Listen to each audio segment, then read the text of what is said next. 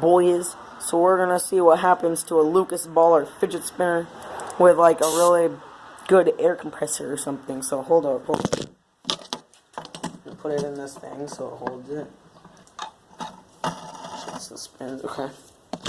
So like, here we have it. Okay.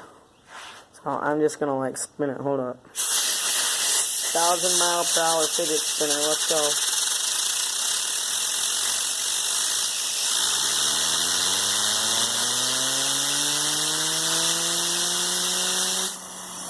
Ooh, look at it go. You can see basically right through it. Look at it go. Hold up. Look at it go.